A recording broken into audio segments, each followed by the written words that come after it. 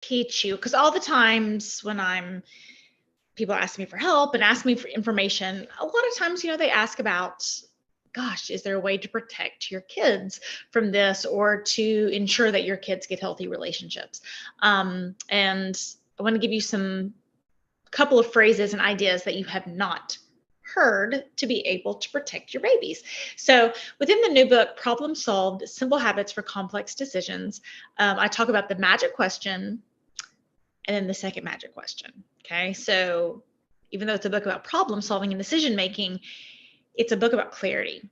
And there's all this conversation around toxic relationships or unhealthy relationships. And there's an assumption that it's always a self esteem issue. And I want to shout from the rooftops that that is not what I've seen to be true.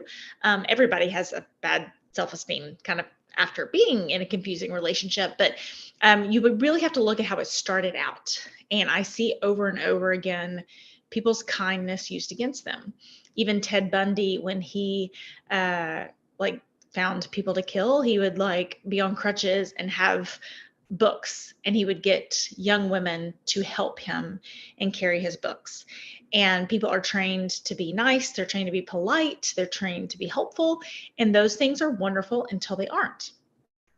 And the real key of keeping your kids safe is lots of things. But today, one of the phrases that I want to really, really, really zone in and help you understand is the magic question, which is, what problem are you trying to solve?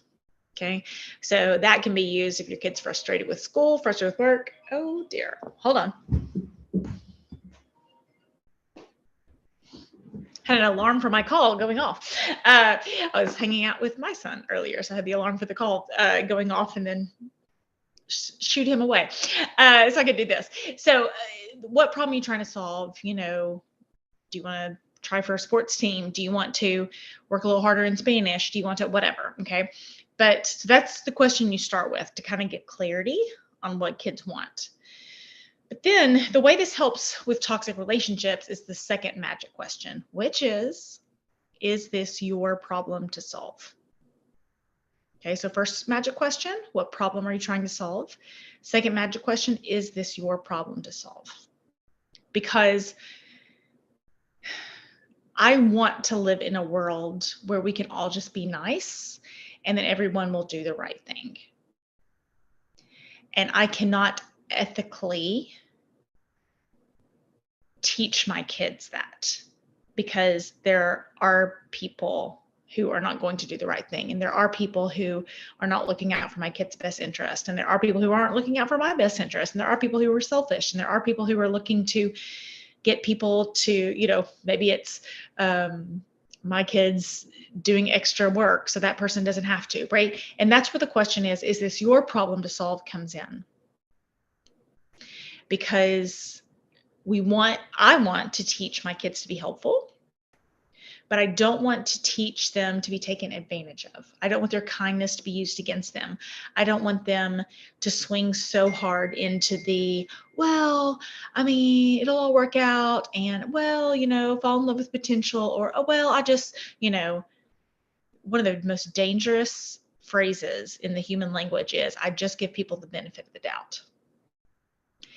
And it sounds nice, it sounds polite, but in reality, it's saying, I choose not to have eyes open to danger, because that is kind of some work. So I'm just going to assume everyone's nice and kind and great and wonderful, and I'm going to give them the benefit of the doubt until they prove otherwise. And I'm not saying we swing to the other side and say, well, we assume everyone's horrible until they prove otherwise, right? That's not healthy either. But it's Maya Angelou said, when people tell you who they are, believe them. And when we just have a blank slate and we do our very best to not put our perspectives into assuming, like if we are nice, good, kind, loving, forgiving, we assume the people we meet are good, nice, kind, loving, and forgiving. And if we're bitter, angry, and manipulative, it's why toxic people are so good at finding the other toxic people. They recognize the signs much more so than the people who are good, kind, loving, giving, and forgiving, assuming the best, don't want to see the worst in people, right? I mean, all those, they sound nice. it sounds nice to say, I'm going to put others before myself. But if we're solving everyone else's problems that are their problems to solve, we are helping them become worse people. And I want you to think about that. I want to say, okay, so I don't, having to practice discernment in who I'm around feels kind of like a lot of work. So I'm not going to practice discernment because that's work. So I'm just going to assume everyone's nice and give them the benefit of the doubt until they prove otherwise. And quite often they have to prove otherwise a whole lot before, because it is work, right? It is work to see someone's real personality. And most of us were not taught this as kids, right? So this is where a very gentle opening to this is this your problem to solve or someone else's problem to solve? Okay. Maybe they have a friend who's trying to take advantage of them in middle school or something. And, you can say, well, it seems like that's, your friend finishing their homework is their problem to solve. It doesn't seem like your problem to solve. Or your friend asking for money, that seems like their problem to solve, not your problem to solve. And again, we can stay. I can hear the people who are like, oh, well, I want to teach my kids to be good, kind, loving, and giving. Where is the balance? Are you teaching your kids a balance? Either way. Or if you're saying everyone's terrible, everyone's scary, you may not throw the first punch, or be sure and throw the next 5, right? Like that's got its own set of problems, right?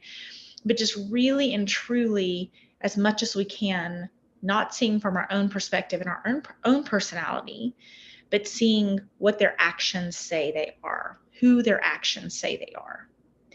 And oh gosh, it's so easy like to put people in categories of us versus them. And it's like, okay, the people from my hometown are nice and the people from that hometown are not nice. Or the people from, my school are nice and the people from the other school are bad. Or the people from my church are nice, the people from the other church are bad. Like whatever it is. Humans do that a lot. We grew up in tribes and stuff, our ancestors, and it's very easy to do. But if that's the only skill set we're teaching our kids, then a not nice person is they call it a wolf in sheep's clothing, right? Think about the big bad wolf putting on grandmothers, because little old people are sweet, right? You don't think, oh, a little old person is going to be dangerous, right? So a wolf in sheep's clothing, and they disguise themselves to manipulate and to trick. And I'm going to say something very tongue-in-cheek, but we can make whatever parenting choices we make. We don't have to prepare our kids for discernment in relationships. However, there's a high cost of not preparing them. There's some other ways, in my other videos and stuff I talk about, but just this very simple, very basic, is this your problem to solve or someone else's problem to solve? Someone else's personality is not their problem to solve. Someone else's anger is not their problem to solve. Someone else's being a bully is not their problem to solve. Rather than, well, just be nicer to them and they'll change personalities. Just be nicer. Oh, they really need a friend right now. So, just let them cheat off your test, right? Obviously parents not going to say that, but that's what gets in kids' heads, right? Like, okay, they're having a hard time, and that becomes my problem to solve. And then we become so overwhelmed as adults, much less kids, with I can't figure out what's my problem to solve or your problem to solve. So I'll never forget a story.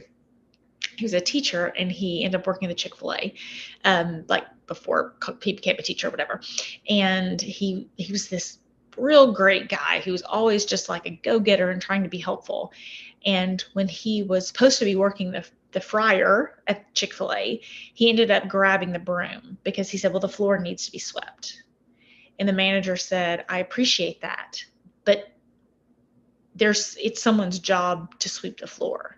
And if the person on the fryer is taking over the problem to solve, which is sweeping the floor, I know it seems like you're trying to do the right thing, but it messes the whole structure up because then there's no one at the fryer. And it starts like this whole process of things not going well. And it's certainly a process where kids can be manipulated, right? If you hadn't done this to me, then I wouldn't have gotten angry. If you hadn't been mad at me, then I wouldn't have said something ugly to you. If you hadn't made me mad, then this wouldn't have happened, right? And it's a very short bridge to cross for kids to start thinking Your anger is my problem to solve. Your hard day is my problem to solve. And again, we can still be nice. We can still be nice, but we don't want to be codependent. We want to, spend our energy solving our own problems in a healthy and self-responsible way. We're not talking about being selfish. We're talking about we're only human. And sometimes when I've heard stories of teens, up all night, like they have a friend who they're worried about and they're up all night and they can't sleep because they're waiting for their friend to have that their friends having like mental health issues, and so they feel responsible for their friends' mental health issues. And I know it sounds nice, but what happens is then your kid's exhausted and they fail the test and they feel guilty, and then they get caught up in their friend's problem to solve and they can't focus on their problem to solve. And I promise you, an unhealthy boss, an unhealthy romantic partner, an unhealthy friend will take advantage of that situation. If I'm a manipulator and I'm like, okay, ooh, this person's willing to take on my problems as their problems. Awesome. This person's willing to take on my anger as their responsibility. Awesome. This person's willing to give me money. This person's willing to become smaller so I can feel okay. Right? It starts this really just like the Chick-fil-A situation where it seems nice, right? Oh, I'll just take over the broom. It's like if you're taking over the broom, there's no one to do your job. And so that tiny phrase, this is your problem to solve or someone else's problem to solve, both teaches your kids personal responsibility and self-ownership over their problems to solve, and then helps them start to learn the boundary of this is where I start and stop, and this is where someone else starts and stops. And I can still be kind, but there's some type of structure in place so my kindness is not used against me. So for more on the magic question and the second magic question, please check out Problem Solved: Simple Habits for Complex Decisions. Hope you have a great day.